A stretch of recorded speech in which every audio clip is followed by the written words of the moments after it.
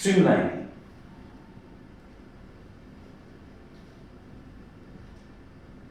Streamlining, it still goes back to Anderson's words.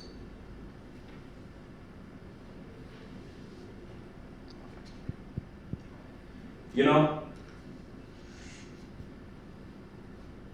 I did two works apart from my studies in science. I have done a book on African development. It's called The Cry of Nations. A book that tries to explain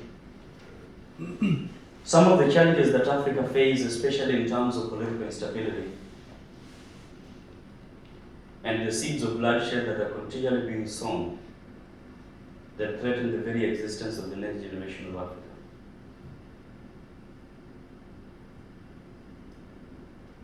In this book, I have highlighted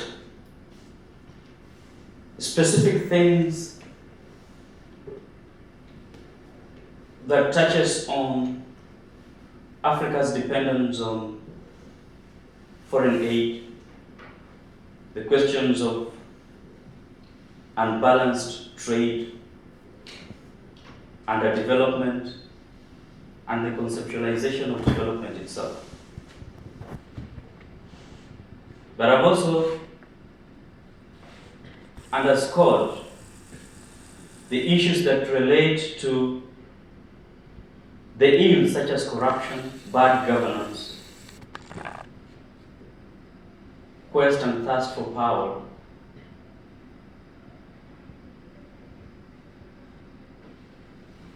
and crony capitalism, which continue to drag the development of our countries. Questions of ethnicity, tribalism and racism,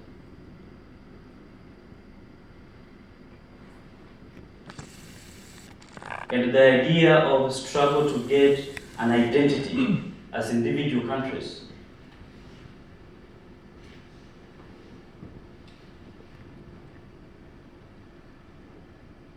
The challenges that are still going to hinder Africa from development, even in as much as we project a population of about 4.2 billion in the year 2050. A huge market. Currently, Africa is we are about 1.2 billion. But the population growth is increasing very fast. It means that Africa still stands as a niche, not just for market, but also for manufacturing, low-cost labor, and all that sort. But even that demographic increase, in as much as it might be enticing, it could also be scaring alike. Especially if those projections is made on the challenges that I have mentioned earlier. And so, if you really look at yourself as Abe Initiative scholars, and how this program, which is really informed by many other theories and scholars of IR, the concepts of technological transfer from developed to developing countries, which is also a foundation even of the history of Japan. When you look at the development of Japan and how technologies were transferred from how they got their technological development from the West, and were able to customize development to this country. It's really informed by scholars of IR, and many countries are now investing in young people in Africa. If you look at a number of the developed countries, United States, Britain, Australia, the European countries and all, even China and all the other countries, they are heavily investing in the African youth through different programs such as this. But I want to emphasize on the other initiatives specifically and try to unravel for us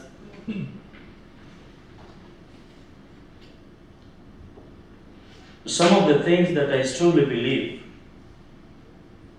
could help us as young people who have had a chance to come to the developed world to take advantage of.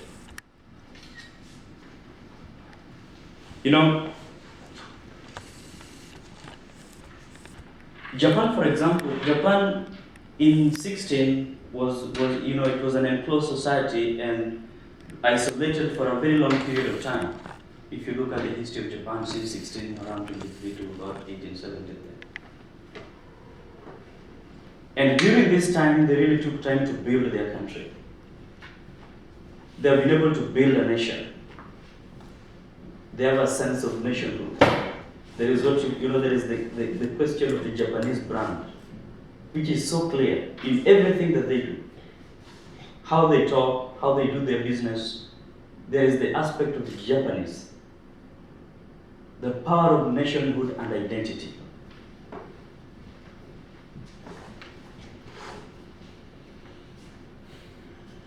And I'm sure most of you, when you live here, myself included, we will have an aspect of Japanese in us. The honesty of how we deal with people, the openness on how we conduct our business.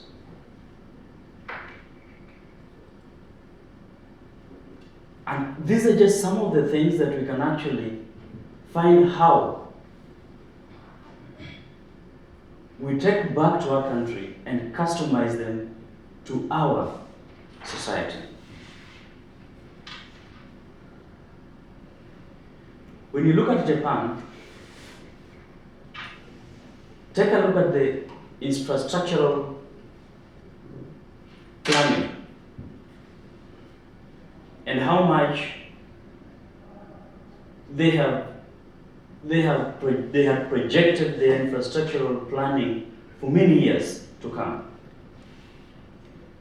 And do a comparison with their individual countries. And look at how many times you build a road and then you go to destroy it because it has outlived its value.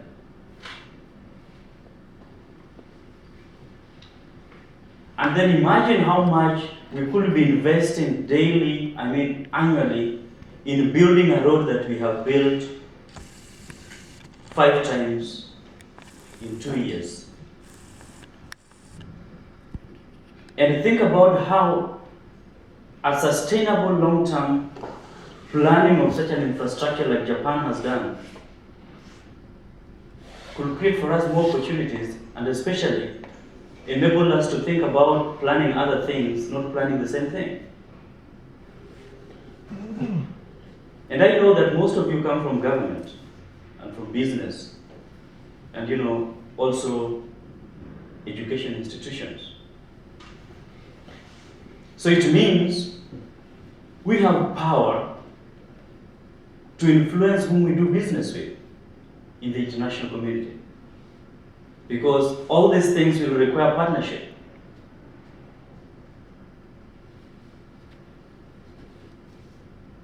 When you look at planning beyond just merely the infrastructure, look at the forest cover, the question of land use. I want to give you a simple statistics of my country, Kenya. Kenya is about 570,000 kilometers square in size, with a population of 47 million, about 44 million there.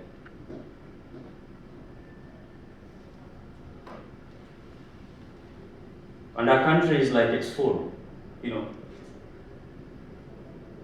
Japan in comparison, is about 377,000 kilometers squared, with a population of about 127 million.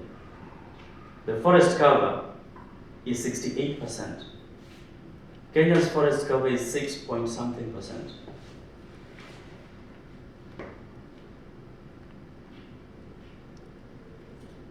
So you look at that comparison, 127 million with 37,000 square kilometers vis-a-vis 44 million and 570 kilometers squared, with 6% forest cover, the other one has 68% forest cover. It's just not merely the question of planning, but also the idea of land use. And these are things that actually we can be able, through our influence, to find ways of influencing so that we come up with countries that, you walk in Japan and there is a lot of life, I was telling one of my friends, how do you expect to die at the age of 50 when there is this fresh air? We emit so much carbon, we don't consume it because there are no trees.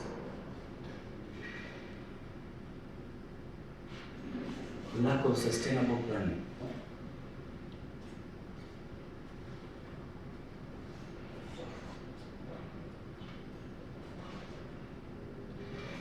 The politics. I don't want to speak so much about it. It's still the big problem. Like one of our friends once said that a country like, for example, Kenya has 37 million presidents because people are so political. Nobody wants to work. But I also want to think about, especially for you, the question of producing economies. How we can be able to promote production in our country. Through this initiative, we are getting technical skills, which we can be able to use, not just to create businesses, but also to strengthen our relationship with our Japanese counterparts.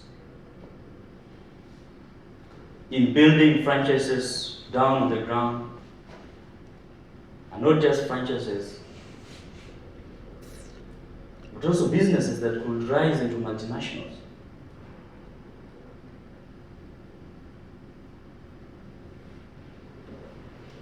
Because you guys are sure, when you deal with the Japanese, apart from them being genuine, they also believe in quality.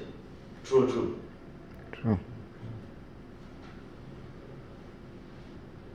So the question of quality, it's also a leverage for cost. And so you will have therefore to critically think whether it is really necessary to build a road of 10,000 shillings with a Japanese firm, with a Chinese firm, or build another road with an equally high amount with the Japanese firm. Quality. My university was built by Japanese.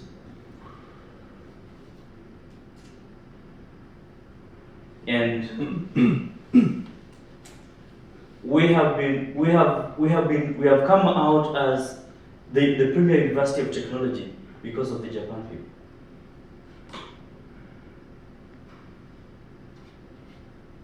And they have invested heavily in human capacity building.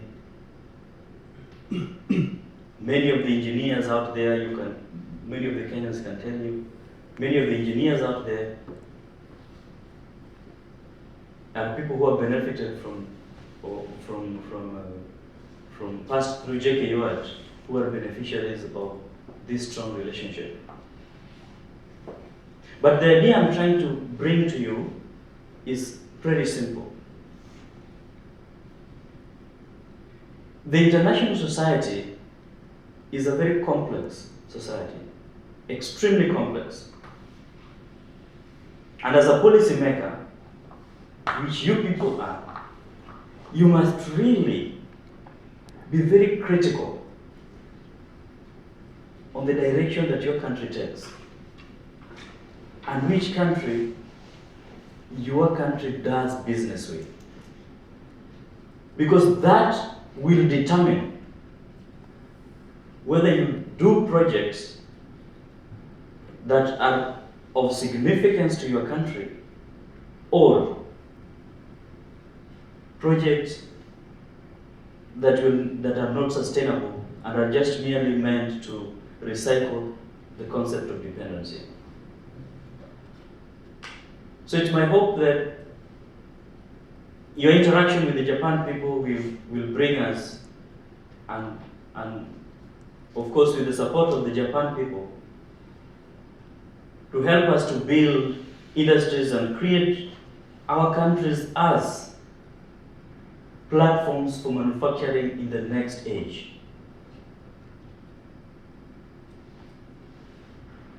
And you could influence the industries where you are going to go to. That there is much more cheaper labor in Africa than it is in China.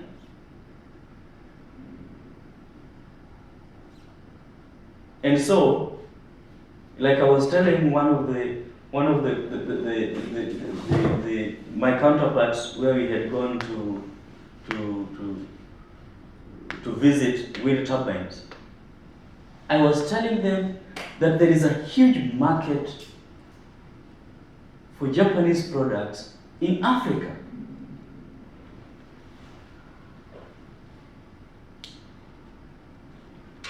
Huge market.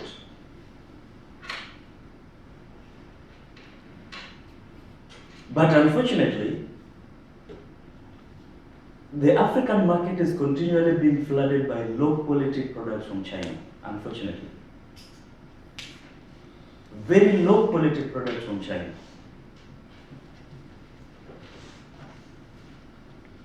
And so,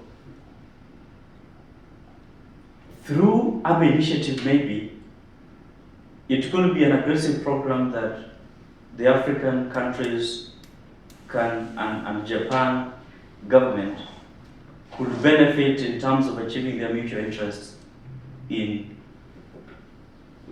building, expanding their businesses for Japanese companies, and also you developing and growing your small businesses that you start. Because this is the whole thing that will actually expand opportunities for us, to make the young people in Africa begin to know that they can also create opportunities that bring the money, and also multinationals that grow like Coca-Cola or like Toyota or like Sony and all the other multinational companies that have grown in the rest of the world.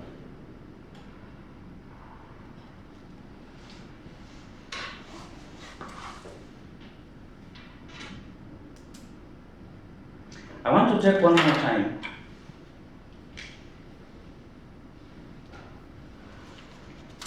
in one of my research reports that I had done on Japan-Kenya bilateral relationship, especially looking at the politics, the trade, and the fishery development assistance between the two countries.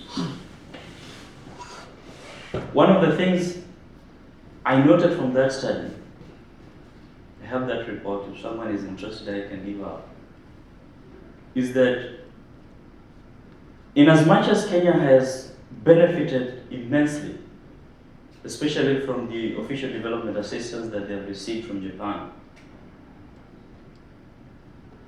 and the technical capacity development that we have also gained, the idea of trade imbalance is so huge,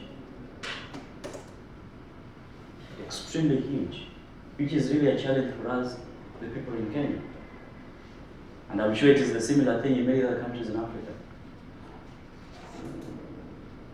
And the idea is, how can this trade imbalance be bridged?